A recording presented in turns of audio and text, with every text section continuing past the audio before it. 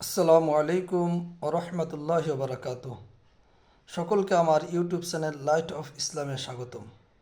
আজকে আমি আলোচনা করব রোজার কিছু বিষয় নিয়ে। রোজা ভঙ্গের বিষয়গুলো নিয়ে গুরুত্বপূর্ণ প্রশ্ন ও তাদের উত্তর। আমার কাছে কিছু প্রশ্ন জমা হয়েছে, ইনশাআল্লাহ কোরআন ও হাদিসের রেফারেন্স দিয়ে সেই প্রশ্নগুলির উত্তর দেওয়ার চেষ্টা করব। আমা তৌফিকি ইল্লা বিল্লাহ।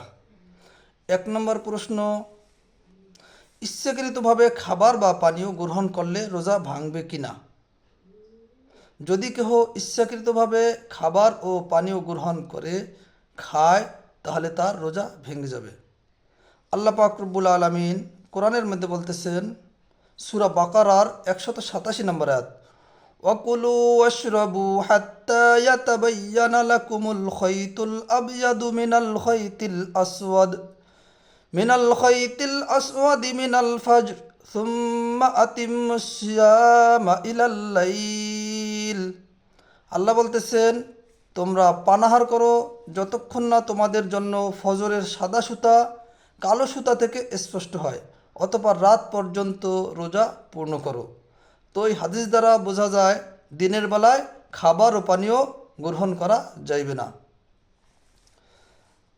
এক হাদিসের মধ্যে আল্লাহ রসুল সাল্লাল্লাহু আলাইহি বলতেছেন, বুখারী শরীফের 1933 নম্বর হাদিস, আন আবি হুরায়রা রাদিয়াল্লাহু তাআলা আন্নান নাবিয়্য সাল্লাল্লাহু আলাইহি ওয়াসাল্লাম ক্বাল, মান আকালা নাসিয়ান ওয়া হুয়া সাইমুন ফালইউতিম্মা সাওমাহু ফা ইন্নামা আত'আমাহুল্লাহু ওয়াসাকাহু।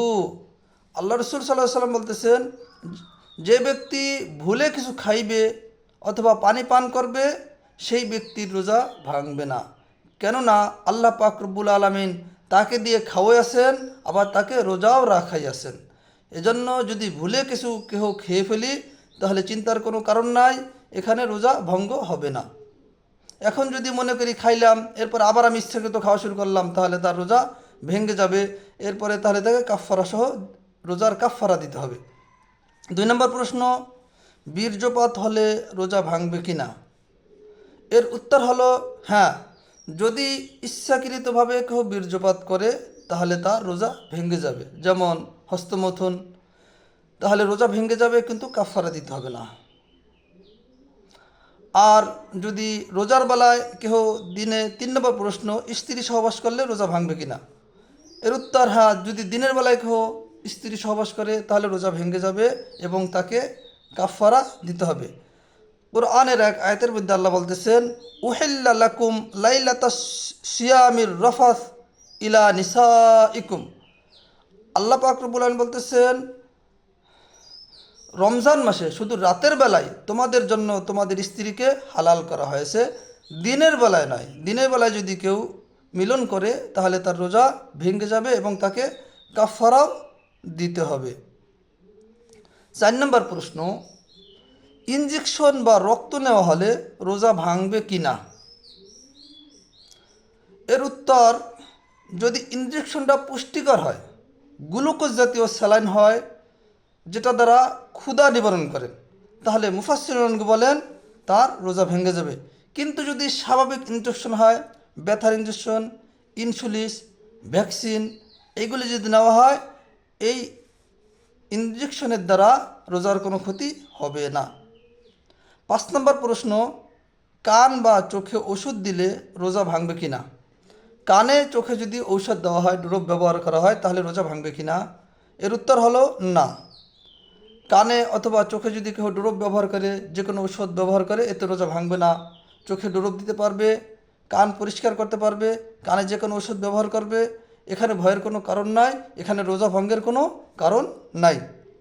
6 নম্বর প্রশ্ন, নাকের স্প্রে বা ইনহেলার ব্যবহার করলে রোজা ভাঙবে কিনা? যদি কেউ নাকে ইনহেলার ব্যবহার করে বা কোনো ড্রপ ব্যবহার করে, তাহলে এই ঔষধ যদি পাকস্থলিতে চলে যায়, তাহলে তার রোজা ভেঙে যাবে। 7 নম্বর প্রশ্ন, রোজা রেখে দিনের বেলায় যদি কেউ বমি করে, তাহলে রোজা ভাঙবে কিনা? এর উত্তর হলো, যদি কেউ ইচ্ছাকৃত বমি করে, মুখে আঙ্গুল দিয়ে ইচ্ছাকৃত বমি করে, মুখ ভরে বমি করে, তাহলে তার রোজা ভেঙে যাবে। এক্ষেত্রে তাকে একটা কাজা রাখলেই হবে, কাফারা দিতে হবে না। যদি যদি বমি অনিশ্চয় হয়, কোনো রোগের কারণে, কোনো সমস্যার কারণে বমি এসে গেছে, বমি করতেছে, তাহলে এই বমি করার দ্বারা রোজা ভাঙবে না, এখানে ভয়ের কোনো কারণ নাই। আল্লাহ পাক রব্বুল আলামিন আমাদেরকে রোজা রেখে রোজা ভঙ্গের কারণগুলো থেকে বিরত থাকার তৌফিক দান করুক, আমিন।